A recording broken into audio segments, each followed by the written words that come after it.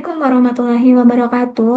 Perkenalkan nama saya Dewi Sarah. Saya merupakan mahasiswa Universitas Airlangga, Fakultas Vokasi, Program Studi Teknologi Laboratorium Medik dengan NIM 4142510008. Di sini saya akan mempresentasikan tentang praktikum biokimia, yaitu pengaruh pH terhadap aktivitas enzim amilase. Oke, yang pertama yaitu kita akan masuk ke pendahuluan. Yang pertama ada tujuan praktikum. Nah, tujuan dari praktikum ini yaitu untuk mempelajari pengaruh pH pada kerja suatu enzim yaitu enzim amilase. Karena setiap enzim itu memiliki pH optimum yang berbeda-beda untuk dapat bekerja secara maksimal. Selanjutnya yaitu ada dasar teori. Nah, untuk dasar teori sendiri, enzim itu merupakan biokatalis yang berupa protein yang berfungsi mempercepat reaksi kimia dalam tubuh tanpa mengalami perubahan yang permanen. Nah, aktivitas enzim ini juga dipengaruhi oleh beberapa faktor. Salah satunya yaitu ada pH lingkungan. Nah, setiap enzim itu memiliki pH optimum, yaitu kondisi pH saat enzim itu dapat bekerja paling maksimal. Nah, apabila pH berada pada kondisi yang sesuai, reaksi enzimatik itu dapat berlangsung dengan baik. Namun, jika pH itu terlalu asam atau terlalu basah, itu juga struktur dimensi enzim itu dapat berubah karena mengalami denaturasi.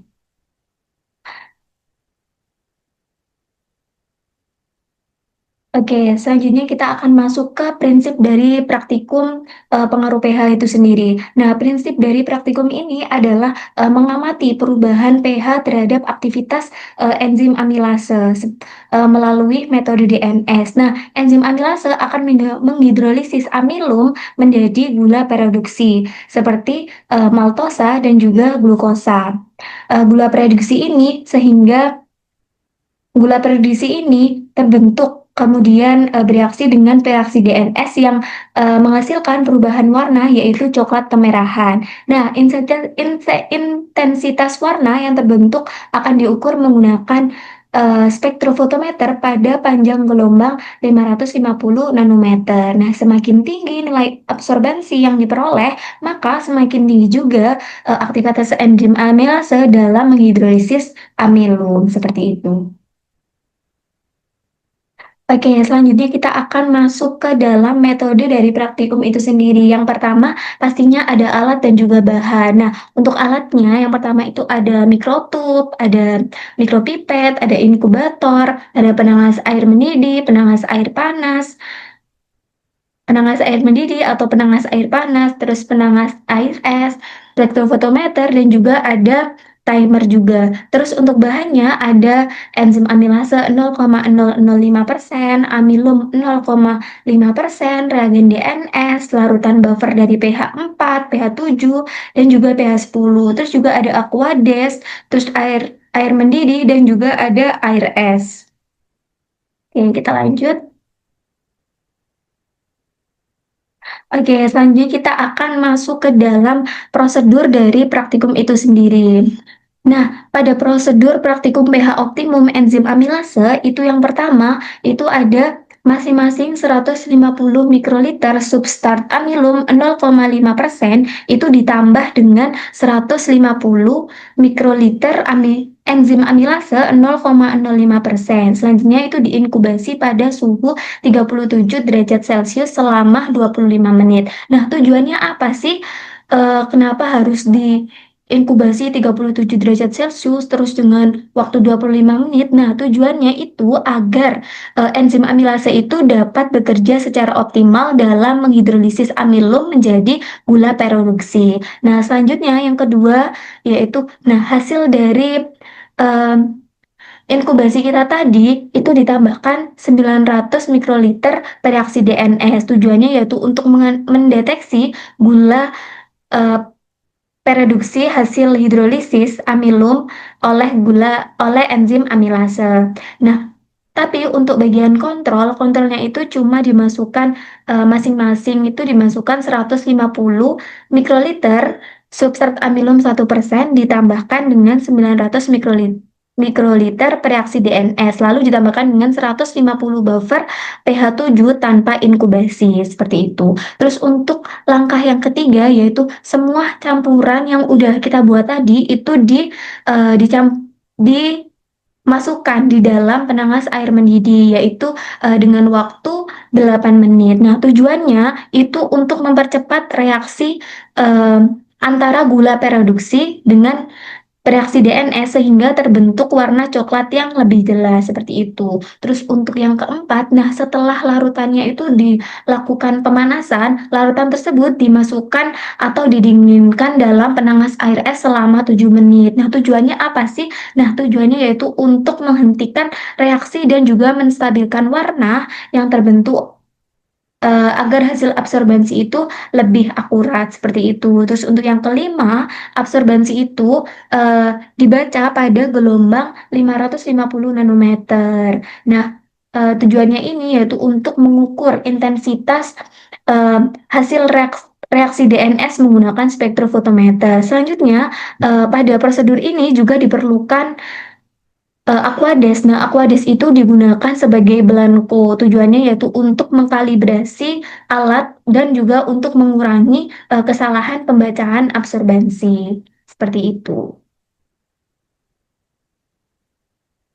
Oke, selanjutnya kita masuk ke dalam hasil dan juga pembahasan. Nah, dalam hasil dan pembahasan ini eh, diperoleh tabel seperti ini, tabel dari hasil praktikum dan juga hasil perhitungan. Nah, perhitungan itu antara perhitungan K1, K2, KK atau konsentrasi, konsentrasi satu, konsentrasi 2, konsentrasi kontrol dan juga aktivitas enzim antara aktivitas enzim satu, enzim 2 terus dilakukan perata-rataan dengan hasil sebagai berikut. Dari pH 4 mendapatkan rata-rata 0,0397. Terus untuk pH 7 dapat mendapatkan rata-rata 0,1669 dan juga pada pH 10 mendapatkan rata-rata 0,0768.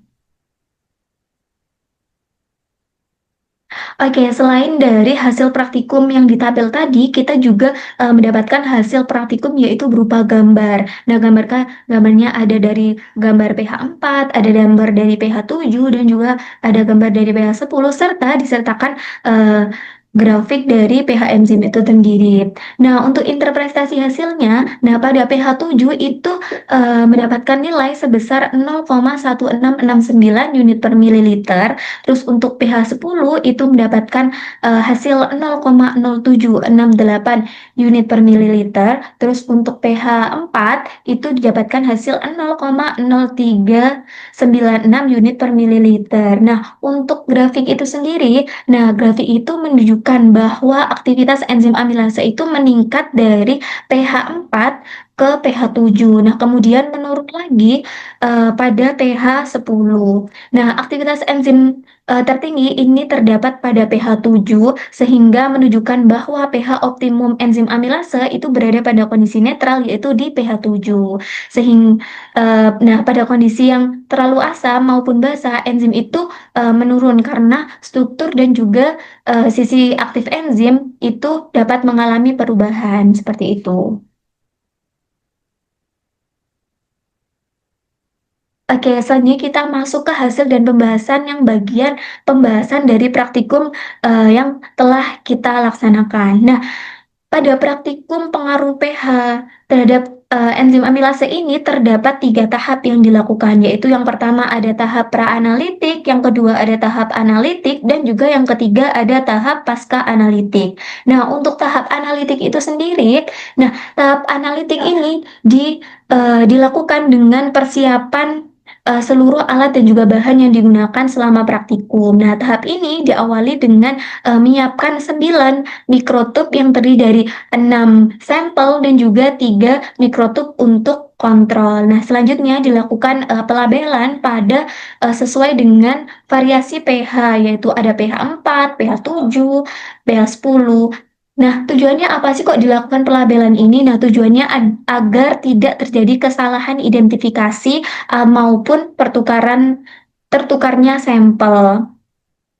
Nah, kemudian selain itu juga disiapkan larutan substrat amilum 0,5%, enzim amilase 0,05%, bereaksi DNS, serta buffer dari variasi pH yaitu pH 4, pH 7, dan juga pH 10. Nah, seluruh bahan itu harus dipastikan dalam kondisi baik dan juga volume yang digunakan itu harus tepat ya teman-teman. Karena dan harus sesuai prosedur karena ketidaktepatan pengukuran volume itu dapat memengaruhi hasil dari aktivitas enzim itu sendiri. Nah, selain itu, kebersihan dan juga ketelitian saat memipet itu juga sangat penting untuk mencegah kontaminasi maupun kesalahan hasil pemeriksaan. Nah, untuk tahap yang selanjutnya yaitu ada tahap analitik. Nah, tahap analitik ini dilakukan dengan masing-masing mikrotub itu diisi dengan 150 mikroliter substrat amilum 0,5%, terus juga 150 mikroliter enzim amilase 0,05% pada kondisi pH 4, pH 7, dan juga pH 10. Sedangkan pada mikrotub kontrol itu hanya ditambahkan substrat amilum dan juga buffer tanpa penambahan enzim amilase. Nah, untuk selanjutnya, seluruh campuran diinkubasi pada suhu 30 derajat Celcius selama 25 menit agar reaksi enzimatik ini juga dapat berlangsung secara optimal. Nah, pada tahap ini enzim itu mulai menghidrolisis amilum menjadi gula perodoksi, teman-teman. Nah, setelah proses dari inkubasi itu selesai, selanjutnya yaitu ditambahkan reaksi DNS sebanyak 900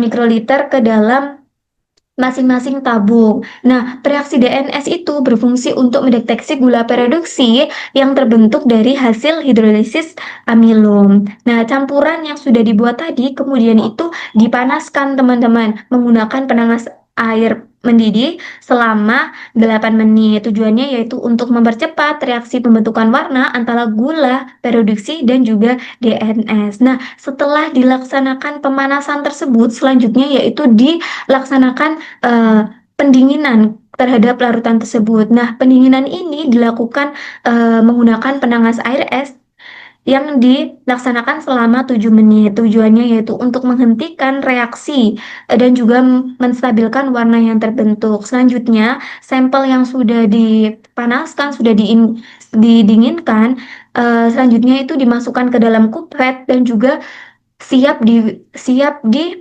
spektrofotometer dengan panjang gelombang 550 nanometer. Nah, pada pemeriksaan ini dibutuhkan aqueduct juga. Nah, aqueduct ini digunakan sebagai belangko untuk mengkalibrasi alat sehingga hasil pembacaan absorbansi itu menjadi lebih akurat. Nah, setelah dilaksanakan tahap analitik itu dilaksanakan tahap pasca analitik, yaitu tahap pengolahan dan juga interpretasi data hasil absorbansi yang diperoleh dari spektrofotometer. Nah, nilai absorbansi tersebut kemudian dikonversikan menjadi konsentrasi glukosa melalui kurva standar, lalu dihitung menjadi aktivitas enzim amilase yang sudah dilaksanakan tadi dalam tabel seperti itu. Nah, pada hasil praktikum yang kita laksanakan itu diperoleh aktivitas enzim itu tertinggi yaitu pada pH 7 sebesar 0,1669 unit per mililiter. Sedangkan pada pH 10 itu aktivitas enzimnya itu sebesar 0,0768 unit per mililiter dan juga pada pH 4 itu nilainya yaitu sebesar 0,0396 unit per mililiter. Nah, hasil tersebut menunjukkan bahwa aktivitas enzim amilase yang paling optimal itu berada pada kondisi netral yaitu pH 7 seperti itu. Nah, aktivitas enzim yang rendah pada pH 4 itu menunjukkan bahwa kondisi kondisi tersebut tuh terlalu asam. Kondisi yang terlalu asam itu juga dapat mengganggu struktur enzim dan juga menghambat pembentukan kompleks enzim substrat. Sementara untuk pH 10 itu aktivitas enzim juga menurun karena kondisi itu terlalu basah. Kondisi yang terlalu basah itu juga menyebabkan perubahan struktur protein enzim. Nah, dengan demikian dapat disimpulkan bahwa perubahan pH itu sangat berpengaruh terhadap aktivitas enzim amilase. Oke, selanjutnya yaitu sudah masuk di penghujung presentasi, yaitu di penutup. Untuk kesimpulan yang dapat kita ambil dari praktikum pengaruh pH terhadap aktivitas enzim amilase ini yaitu menunjukkan bahwa pH itu mempengaruhi aktivitas enzim amilase dan aktivitas yang tertinggi itu diperoleh pada pH 7 sebesar 0,1669 unit per mililiter dan untuk aktivitas eh, untuk pada pH 10, pH 4 itu eh, lebih rendah. Hal ini tuh menunjukkan bahwa amilase itu bekerja optimal pada kondisi yang netral. Sementara perubahan struktur dan juga sisi aktif enzim. Dengan demikian, pH optimum amilase pada praktikum ini adalah pH 7. Seperti itu. Oke, berikut ini adalah daftar pustaka yang saya gunakan untuk saya menyusun laporan praktikum biokimia pengaruh pH pengaruh pH optimum terhadap aktivitas enzim amilase. Oke, baik. Demikian presentasi yang bisa saya paparkan. Kurang lebihnya saya mohon maaf. Wassalamualaikum warahmatullahi wabarakatuh. Terima kasih.